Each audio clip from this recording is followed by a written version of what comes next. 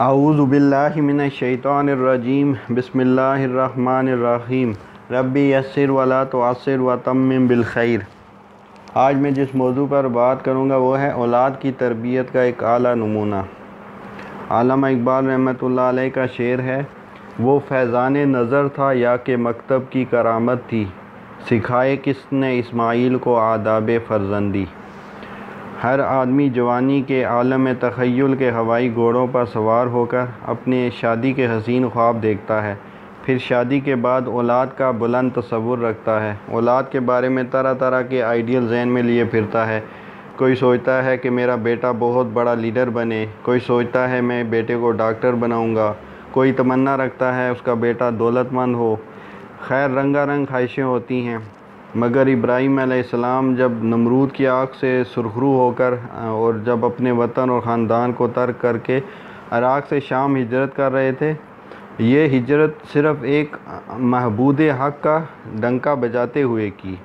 उसी की रज़ा के लिए सब कुछ छोड़ा। बढ़ापे का आलम था, अल्लाह ताला से औलाद नरीना की दुआ की, रब्बी हबली मिनस सालिहीन। सूरह साफ़ात की आयत नंबर 100 है। ऐ परवरदिगार मुझे एक बेटा अता फरमा जो साले लोगों में से हो, यानी बेटा दे तो नेक दे। साले औलाद मांगी अल्लाह से, अल्लाह से दुआ भी नेक बेटे की मांगी और उसे तरबियत भी नेक दी। ऐसी तरबियत के नोए इंसानी में इसकी मिसाल ना मिले और बेटे की उम्दा तरबियत पर फरिश्ते भी अश अश कर उठें। वो क्या तरबियत थी। मुफस्सिरीन कराम ने इसका नक्शा मुख्तलिफ़ अंदाज में खींचा है। फ़लम्मा बालगा माअहु साया, जब वो लड़का उसके साथ दौड़ डूब करने की उम्र को पहुंच गया। अब ये उम्र क्या थी, इसमें मुख्तलिफ़ अक़वाल हैं। कतादा रहमुल्लाह कहते हैं कि जब वो बाप के हमरा चलने लगा, और इब्न जरीर कहते हैं जब 8-10 बरस का।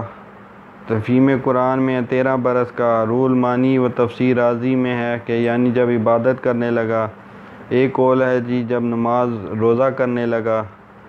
एक कौल है 7 या ज़्यादा बरस का। और एक कौल ये भी है कि जब वो उम्र लड़कपन और नादानी की होती है, जिसमें इब्राहीम अलैहिस्सलाम के बाप ने अपने फर्जंद अर्जुमन से कहा, बेटा मैंने ख्वाब में देखा है कि मैं तुझे ज़बह कर रहा हूँ, अब तू बता तेरा क्या ख्याल है। उसने कहा, अब्बा जान जो कुछ आपको हुक्म दिया जा रहा है उसे कर डालिए, आप इंशाअल्लाह मुझे सब्र करने वालों में से पाएंगे। ये जो बाप ने बेटे से पूछा था तो वो देखना चाहता था कि रब से साले बेटा मांगा था और उसकी तरबियत भी साले की है। अब कहाँ तक ये साले है और कहाँ तक बाप का फरमा बरदार और कहाँ तक हुक्म इलाही के सामने झुकने वाला है। बेटा अपनी गर्दन पर छुरी चलवाने को बिल्कुल तैयार है। कोई हील हुज्जत नहीं करता कि अब्बा जान किस वहम में पड़ गए हो, ख्वाब की क्या हकीकत होती है। बढ़ापे में अल्लाह ने इकलौता बेटा दिया है, उसे ज़बह करने पर तुल गए हो। बल्कि आपका बेटा हो तो बाप को कहे कि मुझे कत्ल करना चाहते हो तो मैं अभी पुलिस को कॉल करता हूँ वगैरह वगैरह। लेकिन वो नराली शान का बेटा है, सुनते ही सरे तस्लीम खम कर देता है। इमाम राज़ी रहमुल्लाह लिखते हैं कि जब इब्राहीम अलैहिस्सलाम ने बेटे को कुर्बान करने का इरादा किया तो बेटे से कहा, बेटे रस्सी और छुरी ले लो, हम जंगल से लकड़ियाँ काट कर लाते हैं। जब शबीर घाटी के रास्ते पर चल रहे थे, वहाँ बाप ने बेटे को बताया कि अल्लाह का ये हुक्म हुआ है। अब बेटे का अजीम व शान जवाब देखिए, इंसान ऐसे में अपना कलेजा पकड़ के रह जाता है। कहा, अब्बा जान पहले रस्सी से मेरे हाथ पाँव बांध लें ताकि ज़बह के वक्त तड़पने ना पाऊँ, कहीं मेरा हाथ पाँव जान निकलते वक्त आपको ना लग जाए और बाप की शान में गुस्ताखी ना हो जाए। आप अपने कपड़े भी समेट लें, कहीं मेरे खून के छींटे आपके कपड़ों पर ना पड़ जाएं, क्योंकि मेरी वालदा मेरे लहू के धब्बे देखकर गमनाक ना हो जाएं। अब्बा जान छुरी को अच्छी तरह तेज़ कर लें ताकि मेरा गला आसानी से कट जाए और देर ना होने पाए। आखिर मौत एक सख्त मरहला है। वापसी पर अब्बा जान मेरी अम्मी को मेरा सलाम कहना, अगर आप मुनासिब समझें तो मेरा कमीज़ यादगार के तौर पर इसे दे देना। अल्लामा अलूसी रहमतुल्लाह अलैह इब्न अब्बास से ये रिवायत भी लाए हैं कि इस्माइल अलैहिस्सलाम ने सफ़ेद कमीज़ पहन रखी थी।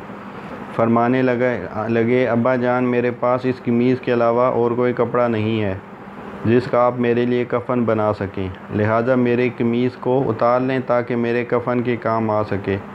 अब्बा जान, मुझे ज़बह करते वक्त मुमकिन है आपके दिल में तरस आ जाए तो मेरे हाथ मेरी गर्दन से बांध लें, फिर मेरा चेहरा ज़मीन पर रख दें कि उल्टा लिटा दें, ताकि मेरे चेहरे को देखकर आप परेशान ना हो जाएं। बाप अपने अजीमुशान बेटे की अजीम बातें सुनकर पुकार उठा, मेरे प्यारे बेटे, हुक्म इलाही की तामील में तू मेरा बेहतरीन मददगार साबित हुआ। फिर इब्राहीम अलैहिस्सलाम ने फ़र्ते मोहब्बत से बेटे को चूम लिया, फिर इसे रस्सी से बांध लिया। दोनों बाप बेटे की आंखें अश्कबार थीं। फिर छुरी बेटे के हलक पर रखी। बेटे ने फिर कहा, अब्बा जान, मुझे उल्टा लेटाओ ताकि मेरा चेहरा देखकर आपको रहम ना आ जाए और ये शफ़क़त पिदरी हुक्म इलाही के दरमियान हाइल ना हो सके। फिर छुरी गर्दन पर चलाई। तफसीर कुर्तुबी में है कि छुरी ने कोई काम ना किया। अल्लामा नस्वी ने यह रवायत ज़िक्र की है। बेटे ने कहा, अब्बा जान, मेरे पेशानी के बालों से पकड़ना, मेरा चेहरा ज़मीन की तरफ रखना और मेरे कंधों के दरमियान बैठकर मेरी गर्दन पर छुरी चलाना, ताकि मैं आपको कोई तकलीफ़ ना दे सकूं। इस वाक़े में बेटे की तरबियत का हाल देखें। जान तक कुर्बान करना, फिर ज़रा घबराहट ना होना, बल्कि अपने रब की खुशनुदी और बाप की फरमाबरदारी और बूढ़ी माँ के गम का एहसास। सैयद कुतुब शहीद रहमुल्लाह लिखते हैं, अदब की इंतहा है रब्बे कायनात के साथ ईमान की मजबूती, अताअत का जज्बा वाफिर, दिल पूरी तरह मुतमईन। इसी का नाम दर हकीकत इस्लाम है। यह कोई मार्का कारज़ार में शुजाअत के जौहर दिखाने का किस्सा नहीं। वहाँ तो आदमी दिलेराना मुकाबले को निकल आता है। यहाँ किसी से मुकाबला और बहादुरी दिखाना मकसूद नहीं, बल्कि खामोशी से तन्हा जंगल में कुर्बानी है कि अल्लाह ने जान मांगी खुशी से पेश कर दी। काश हक़ ताला मुसलमानों को ऐसी ही फरमा बरदार और जान निसार औलादें अता करे, जिनके हुस्न अमल पर माँ बाप की आंखें ठंडी हों और रोज़े महशर ये नेक औलादें जन्नत में दाखिले का सबब हों। हज़रात, ये अजीम नेमत हमें तभी मैसर आ सकती है जब हमने बतौर वालिदैन के औलादों को आला तरबियत दी हो। अगर औलाद को अंग्रेज़ बनाने की ख्वाहिश हो तो हज़रत इस्माईल अलैहिस्सलाम जैसा किरदार कैसे तैयार हो सकता है। पहले वालिदैन को हज़रत इब्राहीम अलैहिस्सलाम की तरह हनीफ़न मुस्लिमन, सिर्फ़ माबूद हकीकी का वफ़ादार होना पड़ेगा, तब औलाद से अक्स इस्माईल की उम्मीद हो सकती है। इसी तरह अल्लामा इकबाल रहमुल्लाह ने ख़वातीन इस्लाम से कहा था कि हज़रत फ़ातिमा बतूल का किरदार अपना लो तो तुम्हारे शजर पर हसन व हुसैन रिज़वानुल्लाहि अजमईन की तरह के फूल खिलेंगे। अगर ख़ातून इस्लाम शम्मे महफिल बनने की कोशिश करेंगी तो इस शाख पर हसन व हुसैन कैसे फूल नहीं लग सकते। औलाद को आला मंजिलों तक पहुँचाना चाहते हो तो ख़ुद आला किरदार के नमूने औलाद को पेश करो। रब इज़्ज़त ने इब्राहीम अलैहिस्सलाम की तरह नेक सीरत औलाद मांगो तो यकीनन वो दुआओं को सुनने वाला है। नेक औलाद दुनिया में आँखों की ठंडक और बूढ़े वालिदैन का सहारा बनती है।